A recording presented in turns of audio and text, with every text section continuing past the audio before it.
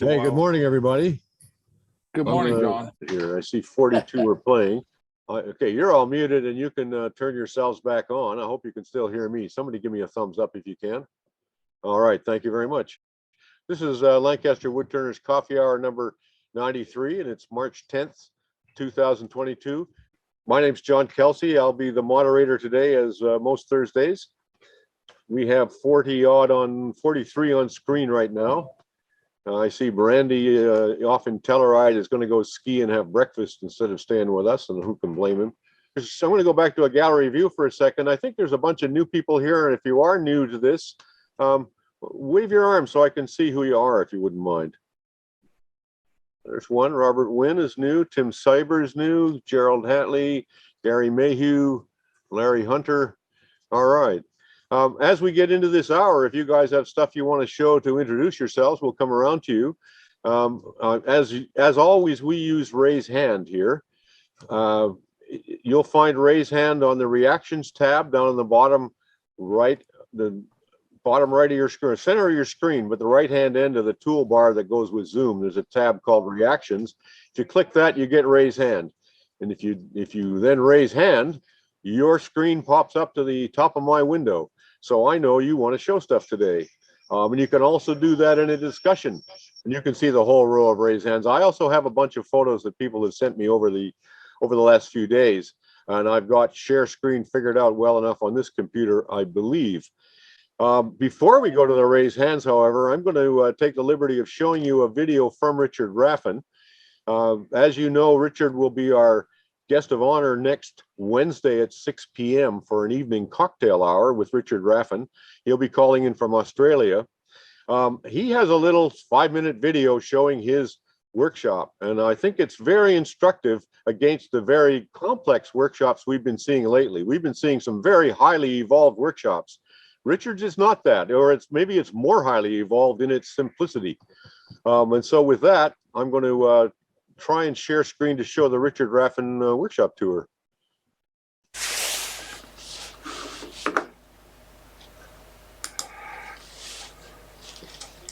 Right, so Richard Raffan, we've just been making the bowl video.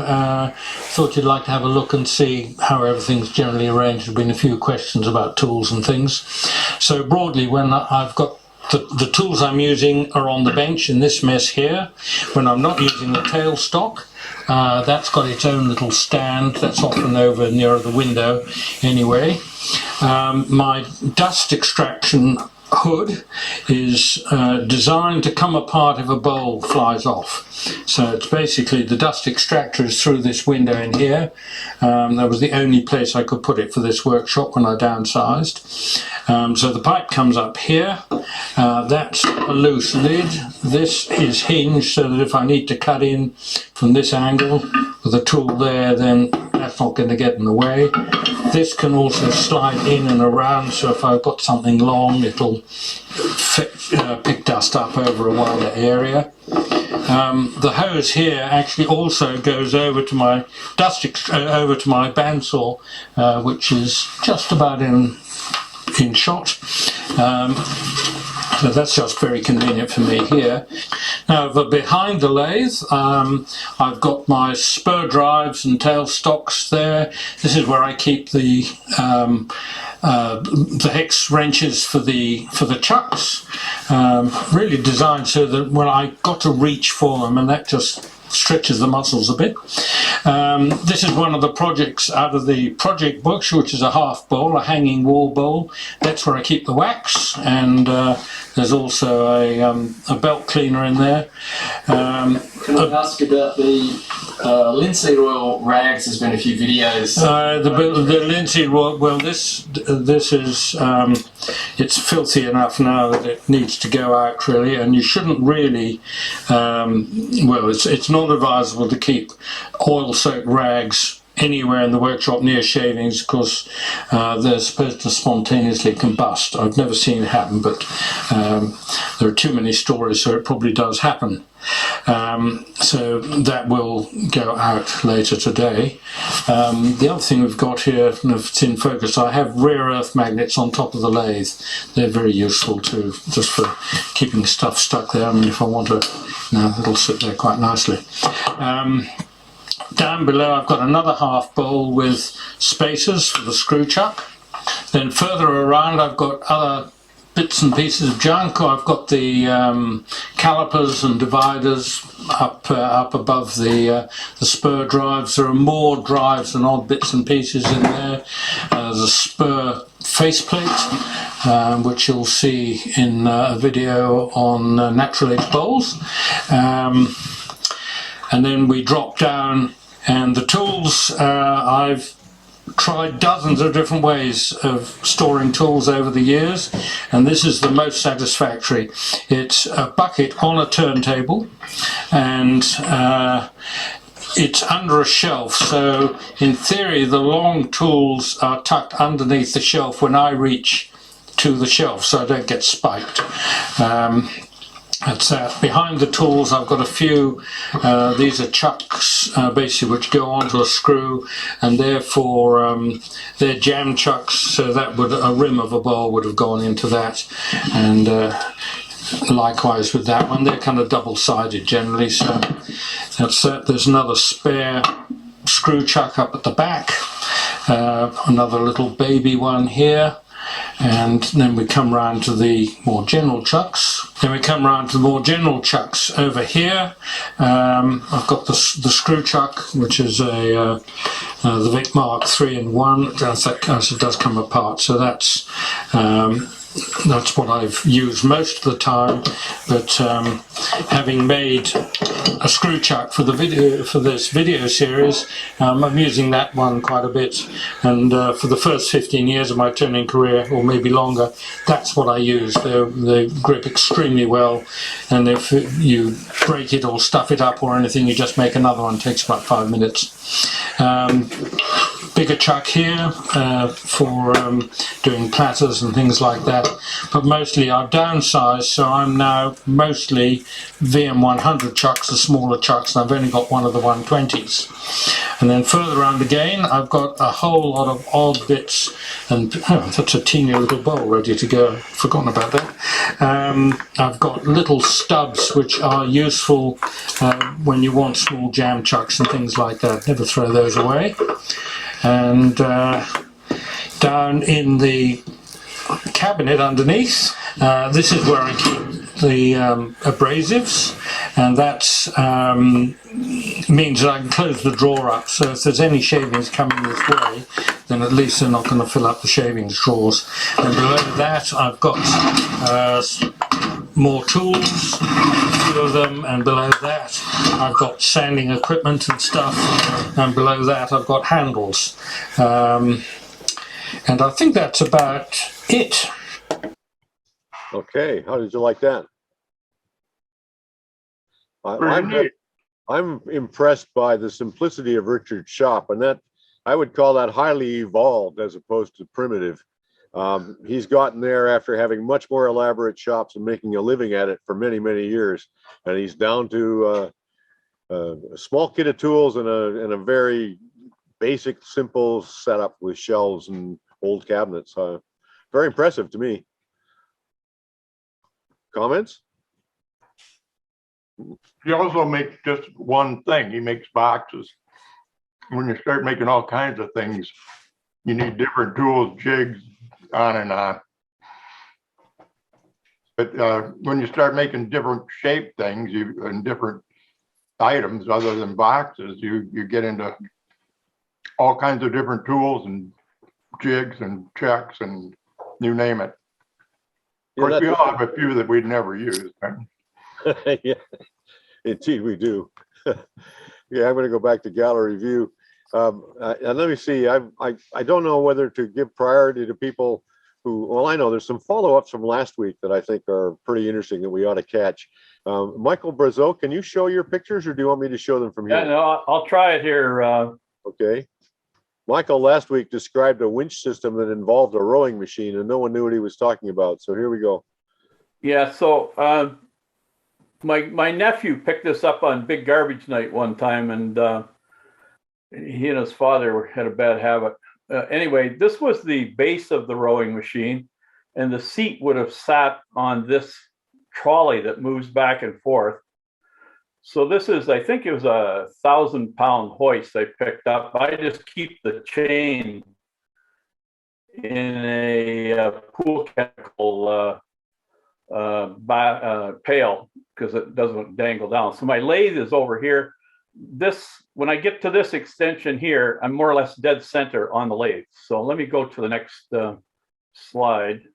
There's a shot. I don't have a picture of me slinging a piece of wood on, but I basically use a ratcheting strap, and you sort of figure out where the center of gravity will be. So it comes over here, and it's amazing how easily you can manipulate the thing onto the lathe. Here's an example. This is the biggest blank I've ever worked with. It was a beautiful big cherry, which for us in Southern Ontario, to get into a 30-inch cherry is pretty rare. They're 24 is common, but anyway. And this is the biggest disappointment of my life. I was set it up at core, and it turned out inside there was a rotted limb, and I still have the bowl. It dried as 20 inches, and I'm thinking of giving it to somebody that does, the acrylic. I'm just not into that stuff. I also wanted to touch on one. Some of you may remember Bill Neddow from Ottawa. He wrote a couple of articles for American Woodturner. We lost him a few years ago. I think the last time I saw Bill was in St. Paul. And I was actually going to build this, and then Ryan found the rowing machine. But here he used some tubular square steel. This is a boat winch, and then this arm, and the whole thing could rotate. So he had obviously the 2436 with the large outboard. Bill did mostly bowls. He sold them in Ottawa at the crafts shop right downtown Ottawa near the Parliament buildings. But he was a great guy. Anyway, that's the extent of it. I'll stop sharing. So I'm glad to see that worked. I'm going to go back to gallery view and see if we got any questions or comments for Michael. I'm not seeing anybody waving their hand.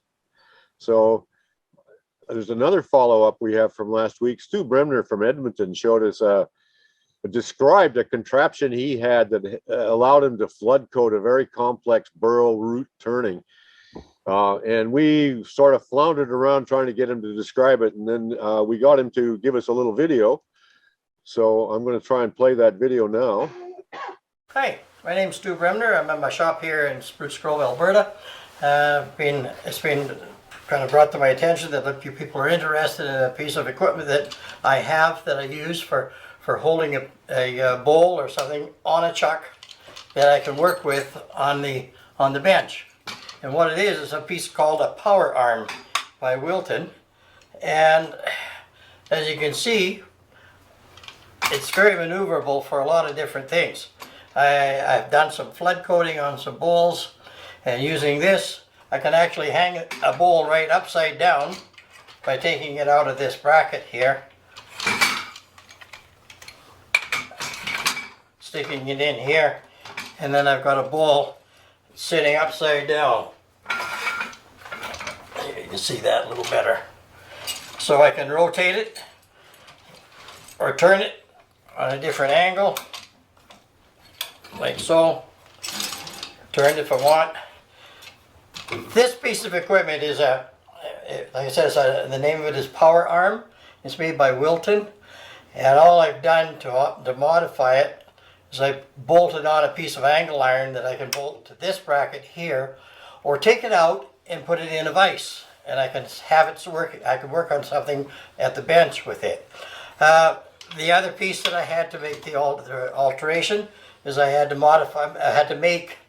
manufacture a flange to go on here, and a system that I could make it so it would rotate. And what I did is I used the bearing, and I welded the inner race of the bearing to the solid shaft and the outer race to the shaft that holds my chuck. And I put a I have 33 millimeter access on my chuck.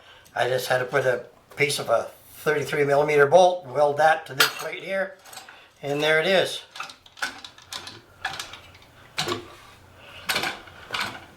That's it. All right, I'm back. You guys back? Can you see me again? Yep. Okay. How'd you like that one? I like that. Yeah, especially if you need to do carving. Nice. We made ball and socket joints last year as a club challenge, and that you could use one of the wooden ones that we made for flood coating, but it wouldn't stand up to carving. That thing would stand up to hammering with a heavy hammer. Just what is flood coating? Stu, where are you? I'm here. You got it? Yeah. We're on. Okay, flood coating is just a grade of epoxy, and you just pour it on, and it floods level and dries with a real nice shiny finish. It just completely coats everything that you lay it on, and it's a nice shined finish when you've got it done. It's a hard surface, and it's just epoxy. That's all it is. Have you got your bowl handy there, Stu? Yeah, it's in the other room. I can just quickly go and grab it. I'll be right back. I'll just switch my screen here. Other questions or comments on this while he goes and fetches the piece? So you're just painting the epoxy on, basically onto the wood? And you got to keep the whole thing wet at once so that it all kind of flows and it makes those seams and edges and drools, I gather. Yeah, we did a video of Steve McMillan doing a flood coat demonstration on a bowl in Stu's shop. So if you look at Edmonton Woodturners Guild YouTube channel and see Steve McMillan, he does a flood coat demonstration. So Stu's back with the bowl that he did. Say something, Stu. Hi there. Back it. Here it is. And this is the apple root burl. This was a real gnarly piece of wood. And when I first started playing around with it, it was about 5 years ago. I didn't know what the heck I was going to do with it. And I figured, well, I'll get it to shape the one I want and clean it all up, and I'll just spray it with lacquer. Well, then I was introduced to epoxy work by Steve McMillan, and I helped him do a flood coat on a big salad bowl that he had, which turned out beautiful. And that's where we started out with the power arm, and we learned how that worked. And I got this bowl ready to go, and I ended up doing flood coat on it. And this was, I guess I can say, my second experience with flood coating. And it's a whole new thing. It's a learning process. And I didn't know, some of the points that was pointed out to me as I went along. I learned that things have to be, all the holes have to be filled, and it's got to be smooth for the surface you want to show any nice piece of flooding. How thick do you think that epoxy is? Oh, I would say roughly a 32nd of an inch, maybe. And you can pour it, so it'll, I think you can pour up to ½ inch on this stuff if you wanted a layer or something. Yeah. But in this particular case, what happened is I did one coat on the inside, and it wasn't quite as nice in here as I would like it. There was a few voids in a few of the cracks. I wanted some cracks to show as part of the embellishments of the piece, and it really didn't look all that great. So I took it and I let it sit and dry and make sure it was good and cured. And I left it for probably over a week. And what I did basically is just re-sand it with a fine grit sandpaper, and I recoated it. But the second time I recoated it, I didn't pour it on and let it flow like you're supposed to with flood coat. I actually brushed it on with a paintbrush. And you can do that. And there's the finished piece after a coat with the brush. And with using the brush, you can actually put it on thinner, and it just doesn't sit there in a lump type of thing. And it smoothed out really good. So I did the whole thing. I mean, I had it sitting on the power arm. I could turn it to any angle. And if I found I had a bit of epoxy that was sagging and building up and making a bubble on the edge, like a blister, I would wipe that off with the brush so it's smooth again, and rotate it with the power arm so it would get to a different position so the resin would flow the other way. So it took a lot of babysitting, but in the end result, I've done nothing to this bowl after I flood coated it. It's all cleaned up. There isn't a bubble on it anywhere. Okay. And all I had to do was finish the base. Okay. Any other comments or questions for Stu? Everybody got flood coating down now, huh? Let me see what we're going to do next. Thank you very much, Stu. That's interesting. And I think that power I tried doing that. I think that power arm was originally, I think you saw it in a mechanic shop where they were holding Yes, I carburetors. did. That's Yeah. correct. I have a 64.5 Mustang. I need a carburetor overhauled. I got a hold of this guy that was specialized in it. I walked into his shop and he had a carburetor on a bracket on his power arm in the vise. And I sat, it's funny, I sat my carburetor in the box on the bench beside it. And I'm looking at this power arm and I knew instantly, I got to get one of these things because I know what I'm going to do with it. I knew instantly what I had to do to modify it to use it. And I'm paying more attention to this power arm. And he's talking to me about my carburetor sitting there on the bench. I said, it was kind of funny. And he said, would you like one of those? I said, yes. And he said, here, I have one, but it needs some work. I had to fix it a little bit. So all I had to do, I bought a... Stu, we're going to move along. Okay, sorry, I won't keep you anymore. Okay, thanks. Okay, Duxbury was up on cue last week and I cut you off. So let's go to you, Jim. What, have you got stuff to show us today? Yeah, a couple of weeks ago before the meeting, we got into CNC routing. I don't know what happened here. I can share this. And no, we're not seeing your, there you go. Now we got a stool. okay. A couple of weeks ago, we talked about doing CNC routing and making bowls and that sort of thing. And I guess it is possible, but it has a connotation where you put a block of wood in the lathe and push a button, or put it on the CNC and push a button and a bowl comes out the other end or something. And I don't see that ever being of real use, but it makes some fantastic blanks. This is a stool made with a puzzle piece on the top. You can make things, you can draw anything you want in AutoCAD and cut it out. And you cut on one side of the line to make the main piece, and then the inlay you cut on the other side of the line on another piece, contrasting piece, and it makes the blank. And it absolutely fits dead on. This is the top of that.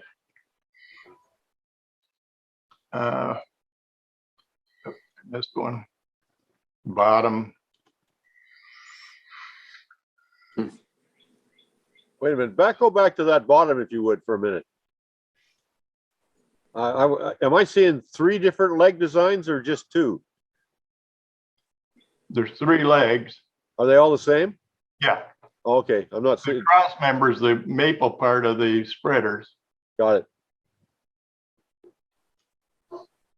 This is the same puzzle piece done 4 times, interlocking, so they go all the way around. 2 in cherry and 2 in maple. It's fantastic what you can do with these things. You could do that on a scroll saw. Good luck, but anyway. This puzzle piece is the same shape as that one and the same shape as that one. They step around. Are you limited by the radius of the bit? Only in the corner, in the cutouts here. And if you use a smaller bit, you just have to do the whole thing slower. But I think this is about 3/8 of an inch across, maybe a 1/2 inch. I think I used a 1/4 inch bit on this thing. And that's it. I used the spreaders. I used to make these straight across, but it adds more interest to make this sort of slope. That's the bottom of it. The inlays here, these are cherry inlays. That's done with a Freud router inlay tool. Why did you do that? I don't know. There's no structural reason to get a wood socket or something like that. No, it just added some interest, and I love using that thing. I did. When I first got it, I inlaid the table, the kitchen table. My wife was really impressed. Anyway, that's what the thing looks like sideways. Very sharp. And for people that really like my stools, I give them a stool sample. You can also do other things with it. This is a tray, mahogany, mahogany and maple. That's the top of it, the bottom of it. This is a bowl I did. This is in 2 layers. The bottom layer, these are 2 layers of cherry, about 1.5 inches thick. The bottom layer is 1.5 inches thick too, but it has this walnut football. Ted, your mic's on. This bottom is inlaid. When you do an inlay, it's usually about 1/8 of an inch thick. This inlay is over 1 inch thick, so you can actually get shape to go up the side. I have one regret. I should have made this center piece is round. It looks like it's plugged or something. I should have made that football shape too. That's actually part of the bottom blank. This thing just fits right in there. Have you got a photo of the machine in action? No, I don't. Okay. But that makes the bottom totally sherry, and the inlay actually comes up around the side. So this is the next thing. The inlay actually comes up around the sides, so it gives it depth. You could probably do 1.5 inches, maybe even 2 inches deep, especially if these radiuses aren't too small. You could probably get a 3/8 cutter in here and do a 2-inch deep inlay. I put any shape you wanted in here. You could even write somebody's name if you wanted to spend enough time to do it. What's the machine capacity, the thickness, length, and width? Oh, they're all different. This one was 24 by 36. It was a shop bought. Shop bought's made in North Carolina, probably 40 miles from me. How thick can you get in that? You could probably go down, I'll bet with a 1/4-inch cutter, or no, probably a 1/4-inch cutter, you could probably go 1.25 inches or somewhere. Are you limited by the cutter or by the machine? No, you're limited by the cutter, I think, and the speed. I have a shop bought CNC. I mentioned it a couple weeks ago that it has a 4-foot by 10-foot table, so I can mill huge things. And to answer the question that was just raised, if I needed to get deeper on a part, I just bought a longer cutter. You can go with short ones, you can go with long ones, and also router bits are a whole lot more expensive than end mills for metalworking. So I use a lot of end mills when I CNC. It's fabulous, the possibilities. The longer you go, the slower you have to go, so you don't break the bit off. But if you want to take your time, I think you could do all kinds of things with this. I always say it's limited by your imagination. Yeah. If I had more shop room, well, other than the connotation is it's done with CNC. It takes the handwork out. People, as soon as they hear CNC, it's like something off a production line, which is fabulous. If you wanted 10 of these that match, you could do that in no problem at all. And I threw this in. This is my latest. This is a salad bowl set, sapelli and maple. These are done ringmaster style. This is the bottom of them. These are all cut from 1-inch boards. and oiled with Mahoney oil, I guess. That's it. Okay, and your share, if you would. Gotcha. And I'm going to go back to the gallery view. Comments for Jim? Comments on CNC? How many of you guys have a CNC set up? Could I, little wave hand?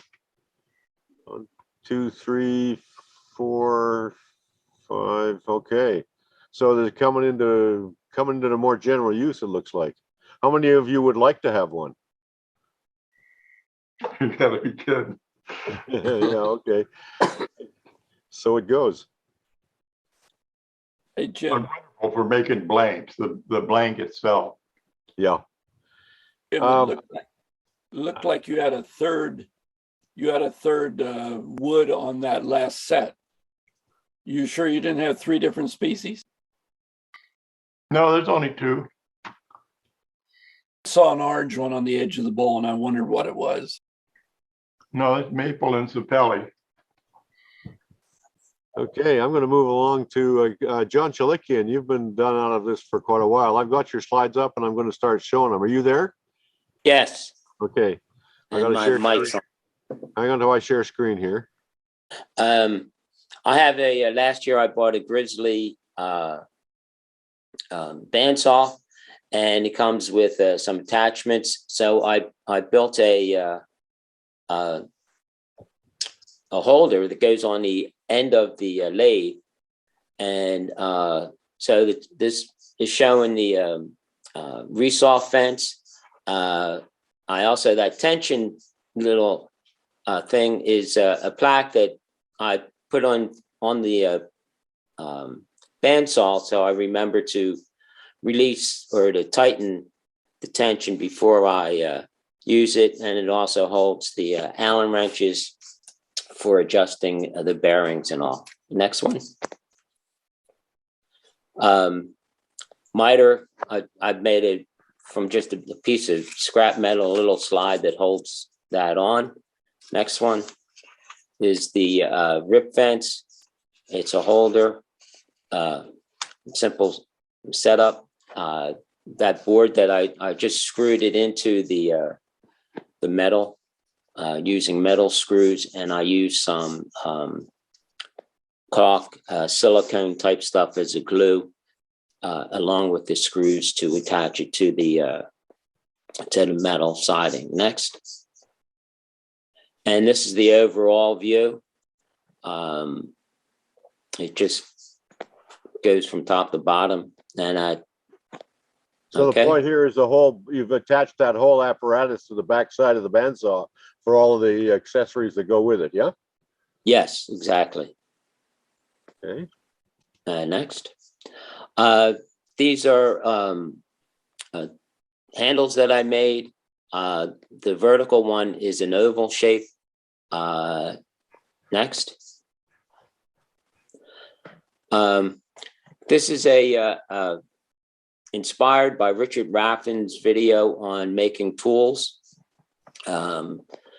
It rolls. I made, this is the third one that I've made, and this one, I gave 2 of these to my niece and nephew who were 12 years old this past Christmas, and they had a good time with it, playing with it and just throwing around, even though a little old for that. Of interest is that blue stain is food safe. It's made from egg dye, or food dye that you would use for dyeing eggs or coloring, icing for a cake. Next.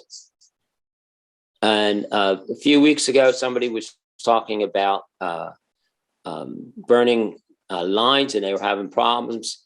I've used copper wire and just baling wire type stuff.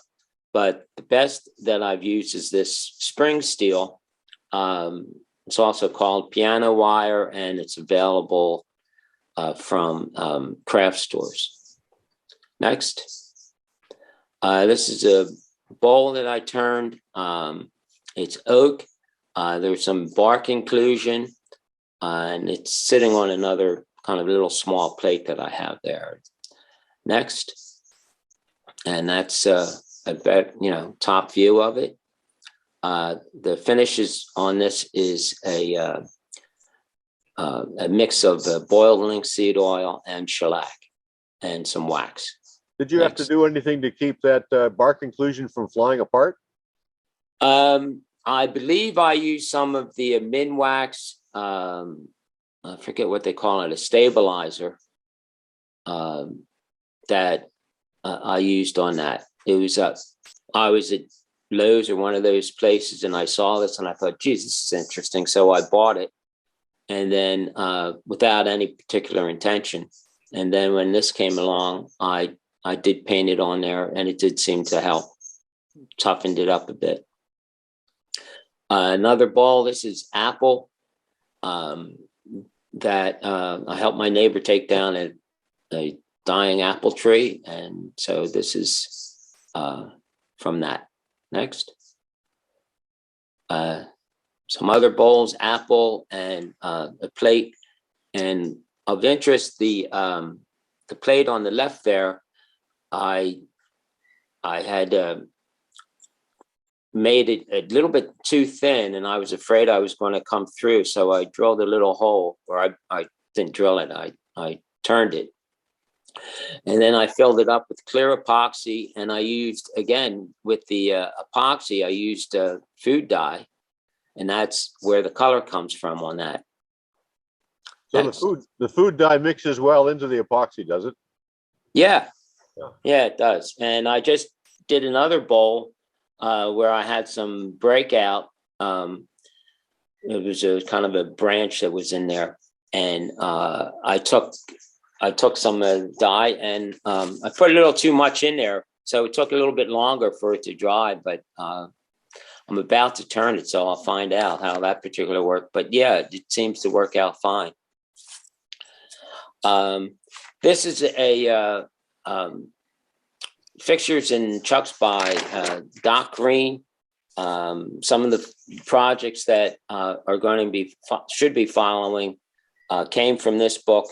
That oval tool handle was also from this book. This I haven't been turning that long, although 50 years ago I turned in school, and at that time we only had face plates, and I don't think I did any wood turning. And when I saw this in one of the catalogs, I said, oh, well, I know how to hold stuff. And then, of course, I realized my stupidity, and I wound up buying this book, and it was one of the best things I have done, one of the best books. This fell, actually, Mike Peace in one of his videos called out Doc Green and this book. There's so many different things of making your own tool holders, things like jam chucks. Coming up will be a Longworth Chuck. And some other items. There's in the book, he's got ways of making your own tools. Well, these are out of sequence from what I originally wanted, but this is my lathe setup. My tool holders are magnetic strips from Harbor Freight. I also have one on the edge of the tools, the edge of the bed there that's holding tool rests. Another thing that I put on there is that switch with the big paddle stop button, and that is really nice. I can turn off the lathe with my leg, and I do that all the time. This lathe is from like 1960. It was a shop lathe, and I had to do some rebuilding on it. I rebuilt the bearings, and I made a turning hand wheel that's on the side there, and I have a Sorby sharpening system, which I like. What's showing here is just that arbor, the attachment for doing spindle gouges is on there. The thing that I like about this is that I can repeat angles and set it up very easily. The table for getting angles, just kind of screws on in 20 seconds. And then there's a whole assortment of angles, kind of what's seen on the plate there, different angles. It goes from 15 to 90 degrees and everything in between. And I even drilled a hole to make my own particular angle for a 70 degree. Next. I got tired of trying to sort through sandpaper, so I created a very complex system. This is an old accordion file system. Next. And I simply put the numbers on there, tags, and I can find different, everything easily. So that was just a real simple fix and real cheap because it came out of the basement. And next, this is a Longworth Chuck that I made from that Doc Green's. It holds for finishing the bottom. The thing that's in the tailstock, he calls it a reference plate for pushing up, and then I can adjust it. The Longworth Chuck or two pieces of plywood that move along, slide, rotate, and changes the diameter of the holders. And next, and that's the reference plate. If you put it in the live center, you then there's a mortise taper on the other side of that, obviously, and that can go into the live and drive side and put some sandpaper on there with the round discs. That's 8-inch, and then you have a sanding disc. Next. And that's another view of the Longworth Chuck. In Doc Green's book, he also tells you how to make a jig for your router to get those arches. Next. We were talking about parting tools. This was inspired by Captain Eddie Castellan, just a reciprocating saw blade and a piece of, two pieces of wood sandwiching it, and it works great. He suggested one particular a demolition blade. I couldn't find it, so this is just another reciprocating saw blade, and it does a great job. It's less than the 16th. Tool holder for live centers and bits and so forth. Just attached to the end of the of my lathe. I think that's next. the last slide. Okay, that's it. Okay. Any comments and questions for John? It's a photographic comment. Your bowls and everything would have popped a lot nicer if you used just a plain white background. The red, but I get into red theory, the red steals all the attention, makes the image look really flat. Try white sometime. I think you'll find it makes your stuff just look beautiful. The red wants to steal the show, and you don't want it to steal the show. My comment. All right, thank you. I'd just like to say that homemade parting tool is really great. It also is wonderful for a chatter tool. Turn it sideways, and it works fabulous, especially on the softer wood end grain. Is that without the? Now I've ground off the teeth for the chatter tool. Do you want one with teeth? No, you don't use any. Use it just the way you are, with a point on the end. Lay it flat about 7 o'clock somewhere in there, and it vibrates. Ah. You never know what's going to happen. The more you pay for the block of wood, the less it works. But the cheap wood, the soft woods and stuff, it works fabulous. And you can also change the chatter by running the tool in and out of the handle. The longer the tool, the more chatter you're going to get. So you can run it in or whatever. But anyway, it makes a great chatter tool too. Okay. Other comments? I have 3 lathes, and my favorite is the one that he just showed. It was one that we are very, very similar to the ones we had in high school. And I rebuilt it the same way, put in some new bearings, but I painted it a dark green and yellow. So when my friends say, oh, I got a $6,000 stubby, oh, I got a $7,000 robust, what do you got, Carl? And I tell them I got a $150 John Deere tractor lathe, and they don't quite understand it till they come by the house and see it. And I've even put a John Deere sticker on it. But that thing has been a workhorse. I love it. I mean, it's just so, everything about it is so convenient for me. I made the hand wheel. I indexed it. It didn't have a tool rest, so I made my own tool rest. And I just love it. And I thought I would share that with my fellow turner that loves his as well. Now, is that how does that change speed? Is it a Reeves drive, cone pulleys? No. Yes. What? Go ahead.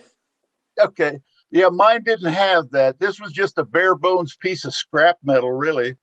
And it had the multi-diameter pulley, and I rigged up a little foot pedal and a cable so that when you want to stop it or disengage the motor, you simply push the foot pedal, it lifts the motor, and then you got a nice big hand wheel. I can stop and start in just a matter of seconds. And it's just totally different. And that was the whole idea, is to show people how little you need to spend if you don't want to spend. Of course, everybody loves to spend on tools. My wife claims that I have everyone known to man, but that's not quite true. Go ahead. Thank you, guys. Go ahead. My lathe is a Reeves drive. It's a Reeves drive, yeah. Two cone pulleys, yeah. Yeah, and I wound up having to rebuild it because I was trying to tweak the Reeves drive with the adjustment screw, and I wound up breaking the yoke. And so I kind of panicked because it was a cast, but I wound up finding a welder to weld it together.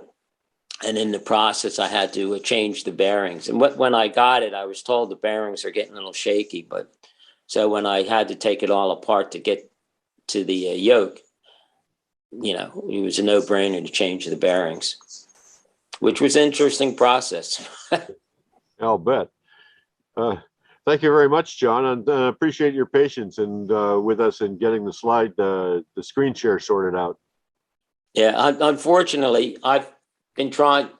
I had a lot of revisions of that share, so that was it was completely out of sequence, and it wasn't half of what I've tried to do, but it was good to get that done. You can throw us some more pictures and we'll do it again. And if you want to have your pictures in order and to share and you're sending them to us, then you should rename them with numbers at the beginning of the file name so they come up in the order, because I have no way to know what order you want them in. Sure, of course. But Dave Bleil sent me some stuff overnight that bears on some of the things we've been talking about too. I'm going to try and Dave, are you going to show them or am I going to show them? Well, I think you can show them since you happen to have them. Here. I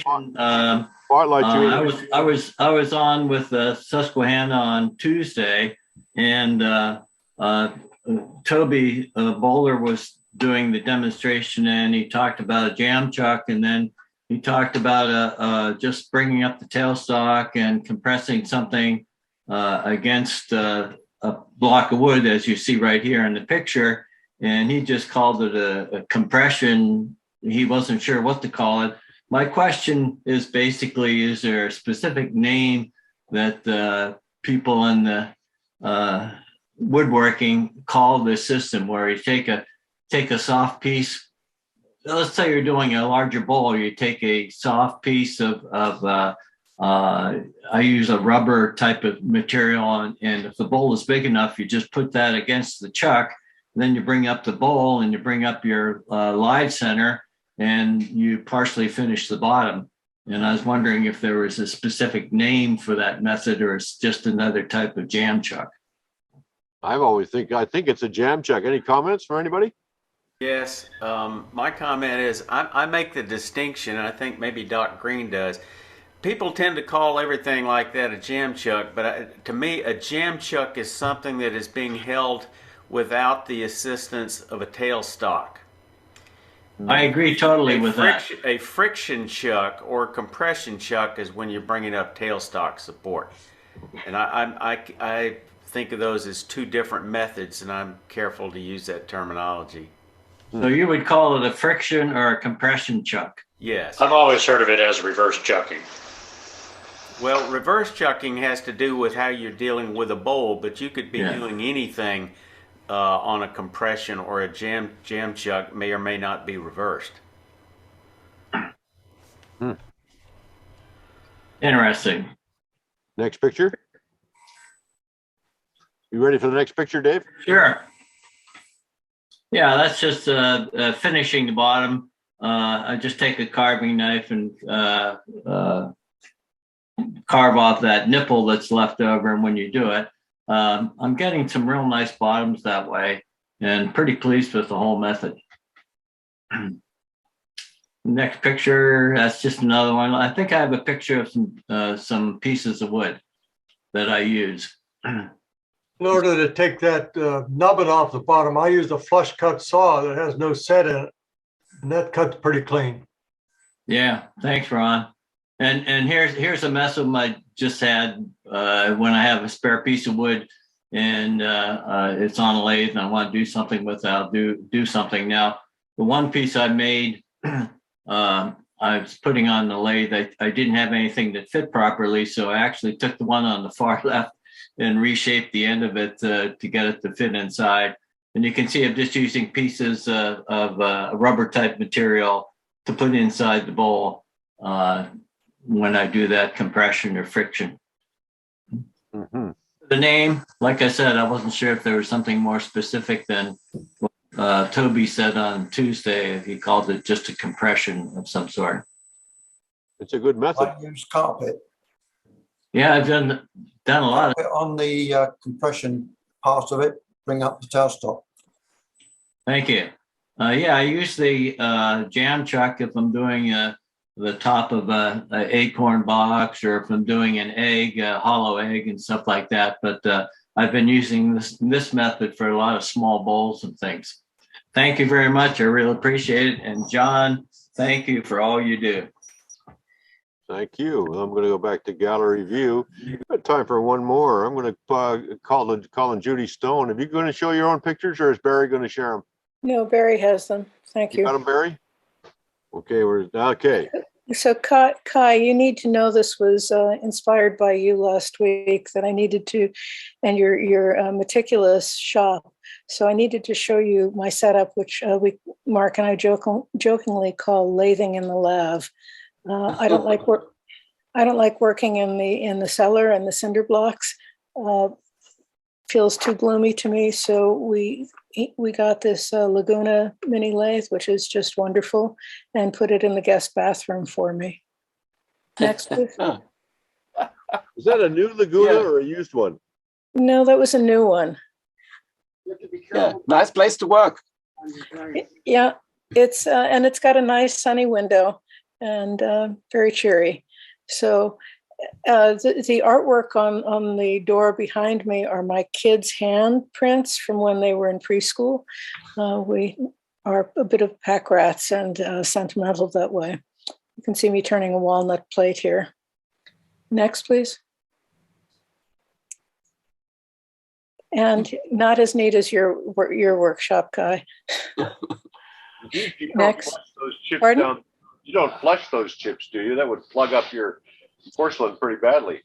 No. You scoop them up and vacuum them up and use them as mulch. Have you had to replace any mirrors yet? No, and mostly I turn small pieces. Mark said that somebody would be shocked that I was turning with where there's a mirror, but it hasn't been an issue yet. I think the only place I've thrown something off, thank God, so far, is in Gerald's shop, where pieces went flying. And then this. You wear a face shield, Judy, when you turn? Oh, damn straight. Yeah. And as I say, usually I turn small pieces. This is a piece that I did last week in my de-stressing efforts. I've been turning more in the past couple of weeks than I have in months.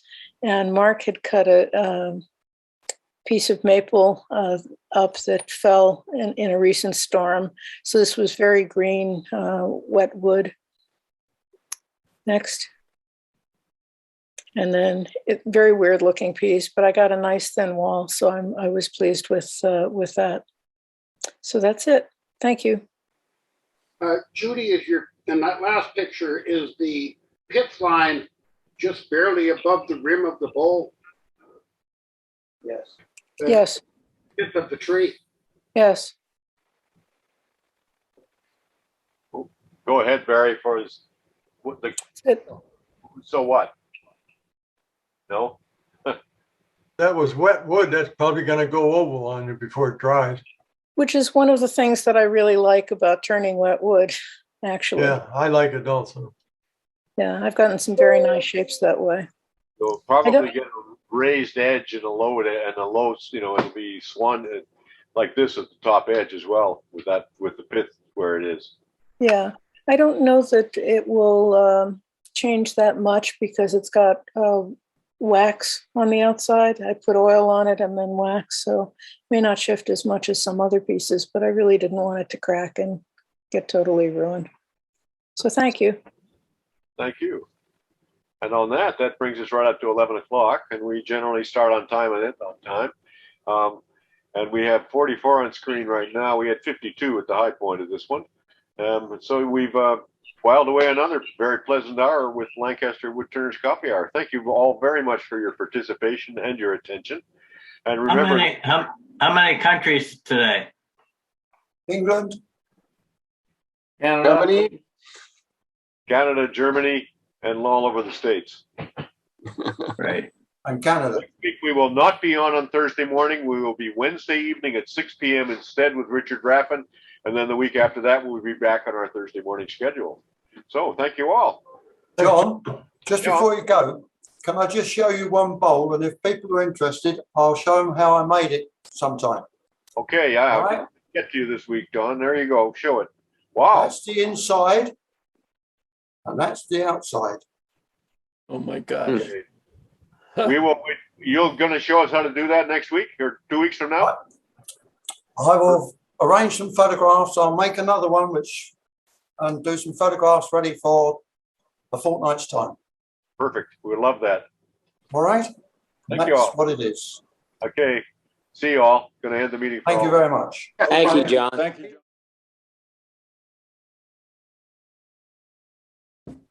I don't know who suggested, but somebody in one of these meetings suggested that they keep all the little pieces. They have a bucket by their bandsaw and they throw all the little pieces in there to use later.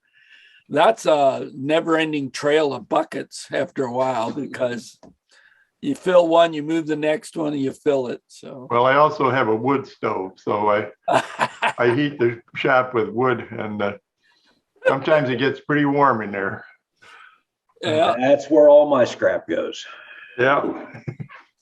Well, Jim? the hardest part is defining what's scrap. So, Jim, yes, all those little scraps you throw in the bucket, right? I'm sorry. All the little scraps you throw in the bucket. Yes. That's what you can make with it. If you can see me. Yeah, hang on. I'm going to switch to speaker view so I can see it. There we go. Yeah. Oh, that's neat. Nice. Does that swivel? Is that swivel? No, I've done it for safety in the home. Okay. But it is based on the gimbal lamp. And it's all little pieces that were thrown in the box. My challenge is I throw little pieces into epoxy to make things like wine stoppers and stuff like that. So. Yeah, but these are only little pieces of 1.5 inch by 3 inch.